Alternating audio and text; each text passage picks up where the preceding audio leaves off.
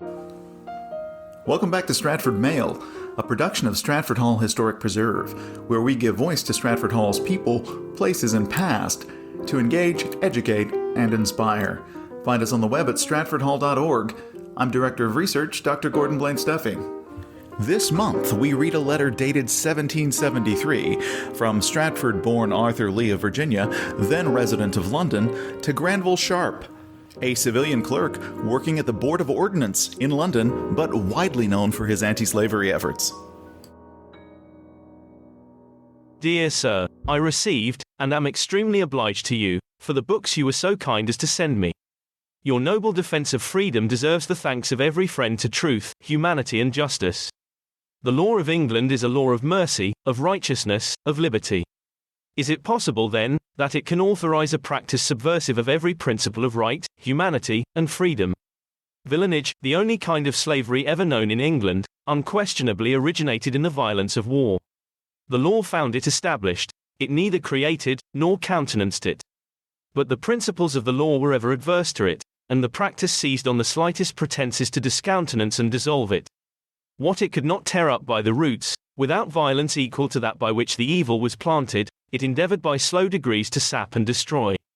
Happily it has succeeded. Accursed be he who endeavors to replant this most pernicious weed.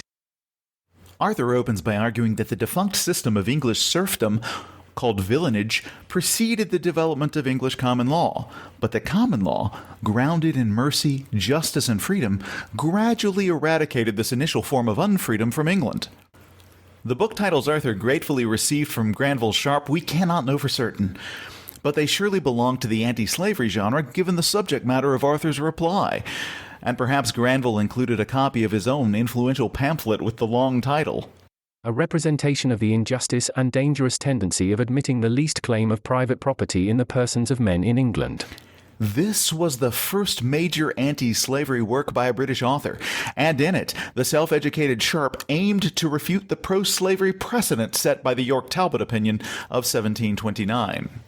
Written by two ranking law officers of the Crown, the York Talbot opinion held that, "We are of opinion that a slave coming from the West Indies to Great Britain or Ireland, with or without his master, doth not become free, and that his master's property or right in him is not thereby determined or varied, and that baptism doth not bestow freedom on him, or make any alteration in his temporal condition in these kingdoms.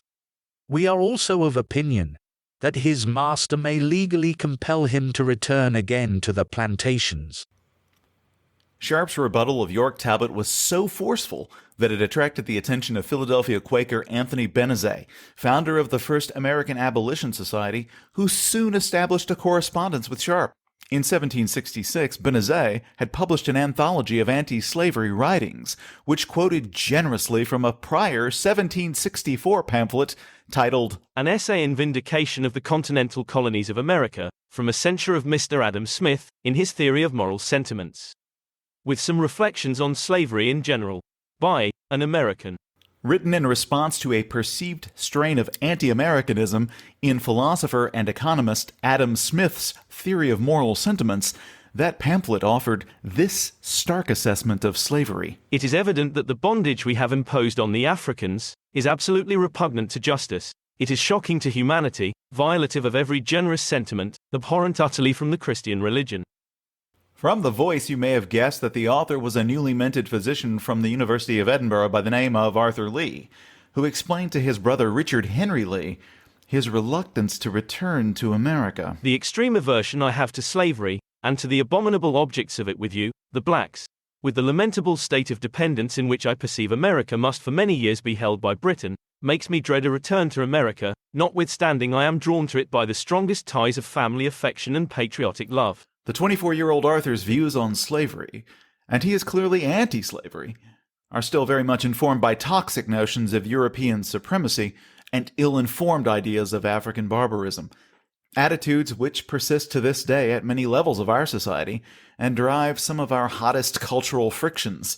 It is nevertheless important to note that already in 1765, Arthur Lee has interrupted the silence of his Southern peers on the contradiction between using slavery as a metaphor for colonial grievances and the ongoing use of enslaved laborers in those same colonies. At the urging of his brother and mentor, Richard Henry, Arthur Lee finally came home to Virginia, but he soon returned to Great Britain after an abortive stint as a physician in provincial Williamsburg. On his return to London in 1768, he stepped into the role of a politico seeking to shape and mold public opinion through a torrential outpour of essays, pamphlets, petitions, and letters. The terrain of his political writing on the troubles between Great Britain and its colonies is deeply marked by his struggles with slavery. In a series of popular essays appearing under the pseudonym Monitor, Arthur writes, "Slavery is the monstrous mother of every abominable vice, and every atrocious ill." In 1773, the year he replies to Granville Sharp, Arthur also publishes in the Virginia Gazette, and there he urges his fellow colonists to make common cause against a predatory Britain. Rhetorically, he overlaps a summons to political resistance with a clear and distinct perception of what slavery is. To live a life of rational beings is to live free. To live a life of slaves is to die by inches. It is also clear from Arthur's reply to Granville that his objection to the inhuman traffic has roots in his Anglican Christian piety, which he shares with Sharp, and specifically in their acceptance that all human beings are created in the image of God, no matter how culturally dissonant they may seem to us. In whatever light we view slavery, it is inadmissible. In a political light, it is pernicious. In a legal light, unjust. In a moral light, inhuman. In a religious light, impious. Who can read in the Holy Scriptures that man was created in the image of God, and yet dare to trample on that sacred image with as little ceremony as if it represented a heathen idol? There is no act of Parliament which directly disposes of the liberty of the Africans, and dooms them to bondage. But if there were, it would be so destitute of that justice which is essential to the support of all laws, that it would be absolutely void. If the African were to ask, by what authority, human or divine, the Parliament of Great Britain undertook to make laws for those who were never under its jurisdiction, what satisfactory answer could be made to him? In what does the African trader differ from the Algerian corsair, but that the one invades the rights and liberties of mankind on shore, the other at sea, the one by fraud and bribery, the other by force, the one professes himself a Christian, the other an infidel. Where the purpose is equally bad, the means by which it is accomplished makes little alteration in the crime.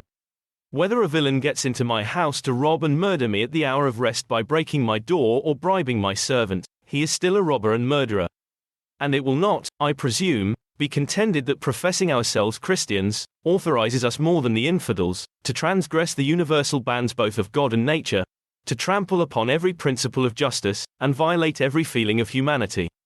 These pretenses may screen offenders in the corrupt courts of man, where, as Shakespeare well observes, the wicked prize itself buys out the law. But there surely is a tribunal where offended justice will have atonement, and injured humanity will not plead in vain. He who perseveres in this inhuman traffic, fearless of such a consequence, must be the fool, who hath said in his heart, there is no God. To summarize Arthur's reflections so far, slavery had its origin in practices of war, but was gradually eliminated by the underlying principles and application of common law. The absence of any positive law authorizing the enslavement of Africans means that slavery is not only irreligious, it's also lawless. Any such law would violate both the divine order and natural law, or what Thomas Jefferson would later term unalienable rights, including life and liberty. An independent United States is going to struggle to live up to that promise, but meantime, Arthur is aware of desperate pro-slavery loophole arguments, and he gives us a glimpse into some of those pathetic attempts to justify slavery, including an appeal to the 1547 Vagrancy Act of Edward VI. The African merchant acclaims in great triumph, observe 1 Edward 6 chapter 3, he that takes a servant or beggar idle 3 days together shall have him as his slave. It is true that such an act did exist, enabling a justice of peace to condemn vagrants to 2 years' service, and enacting many similar outrages, to authorize which it might have with equal propriety been quoted. But it is also true, that in 3 years' time, by the 3rd and 4th Edward 6 chapter 16, that wicked act was in these very points condemned and repealed. The justice and humanity of the public could not endure the existence of such a law, though affecting only the most worthless of the community, which is surely a full condemnation of the practice which this act was brought to support. Between his 1764 essay in reply to Adam Smith and this 1773 letter to Granville Sharp, Arthur published another major anti-slavery essay in Rhine's Virginia Gazette, dated March 19, 1767. Written under the pseudonym Philanthropos, or Lover of Humankind, and addressed to the Virginia House of Burgesses, the essay proposed to treat the inhuman traffic in two installments, the first of which is commonly known as the Address on Slavery. Publisher William Rhind declined to print the second installment, presumably due to the blowback he received about the first. A notice appeared in rival paper Purdy and Dixon's Virginia Gazette, acknowledging receipt of the second installment, but deferring its publication indefinitely. And after all, that first installment was a barn burner. There cannot be in nature, there is not in all history, an instance in which every right of men is more flagrantly violated. Abolitionist Anthony Benezet was so impressed with Lee's address that he posted a copy to Benjamin Franklin in London. And in the second edition of Benezet's anthology of anti-slavery writings, he added as an appendix an abridged version of this 1767 essay. Benezet nevertheless found the essay too incendiary in parts and abridged it in keeping with the general opinion that nothing ought to be published whereby the Negroes may be made acquainted with their own strength and the apprehension of danger the whites are in, from them. But Arthur had not held back on this point. Slavery, wherever encouraged, has sooner or later been productive of very dangerous commotions. On us, or on our posterity, the inevitable blow must one day fall, and probably with the most irresistible vengeance. Whether, as some suggest, the essay was intended to support a series of legislative initiatives in the Virginia House seeking to impose significant duties on the importation of the enslaved, it wandered away from curtailment of the inhuman traffic into outright abolition.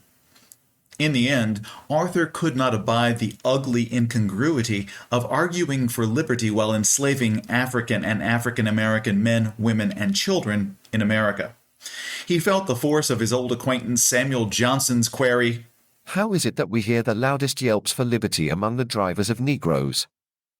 What we have in this 1767 essay is Arthur Lee striving to save Virginia's honor by destroying its economy. Arthur never wrote another essay on the inhuman traffic. His talents and energies drifted toward politics, where he became a spy, a propagandist, and a diplomat.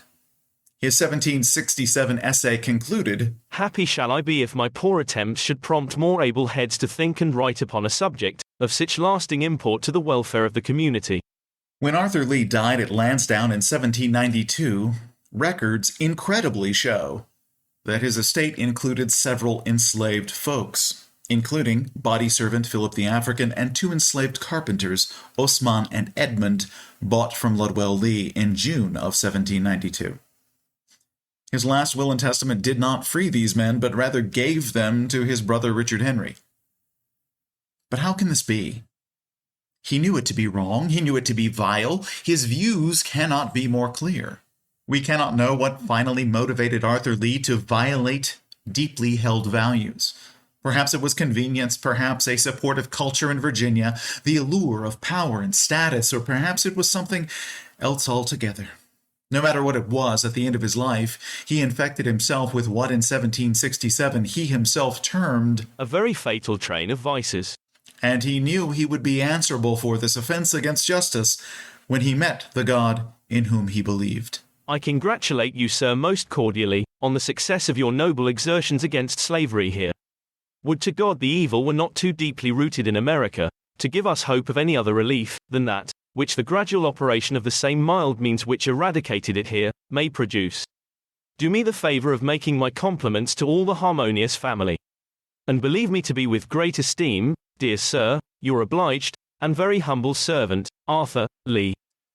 In 1772, Granville Sharp spearheaded a decisive challenge to the York Talbot opinion. The case centered on the fate of African-born Virginia bought James Somerset, who escaped from his master Charles Stuart while they were visiting England.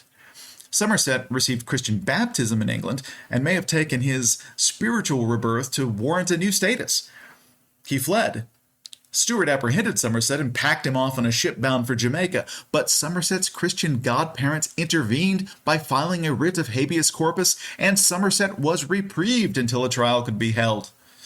Granville Sharp soon organized a team of 5 lawyers to represent Somerset pro bono, and newspapers were following the case closely, daily, publishing letters from pro-slavery and anti-slavery factions. The judge, Lord Mansfield, framed the legal question in terms of whether coercion can be exercised in this country on a slave according to the American laws. Despite his ambivalence on the matter of slavery, Lord Mansfield ruled that whatever inconveniences, therefore, may follow from a decision, I cannot say this case is allowed or approved by the law of England, and therefore the black must be discharged. More than a decade later, Lord Mansfield argued that his ruling meant only that an enslaved person could not be forcibly removed from England against his or her will. But it was popularly understood to mean no person was a slave while on English soil. Actually, the Somerset ruling did not terminate slaveholding in England, British participation in the slave trade, or slavery in other parts of the empire. What it did was to contest the York-Talbot opinion and galvanize the abolition struggle in England. It's the Somerset case Arthur has in mind when he congratulates Granville for his noble exertions against slavery. But it isn't until 1807 that Parliament suppresses the slave trade, and slavery continues to exist in England until the Slavery Abolition Act of 1833. In America, word of the ruling spread from plantation to plantation, and enslaved folks began to look to British liberty for their emancipation. Granville Sharp fought to abolish slavery until his death in 1813. He also resigned his post in the Ordnance Office because it implicated him in an unjust war against his fellow subjects. He would not be complicit in provisioning and shipping munitions to be used against Americans in this terrible war. But that's a story for another day. Thank you for listening and subscribing to Stratford Mail. From Stratford Hall Historic Preserve in Westmoreland County, Virginia, the home of the Lee family of Virginia, I'm Director of Research, Dr. Gordon Blaine Steffi. Do more than just listen. Become an active participant with Stratford Hall in the production of new and exciting programs like Stratford Mail. Contribute online at stratfordhall.org/support-Stratford.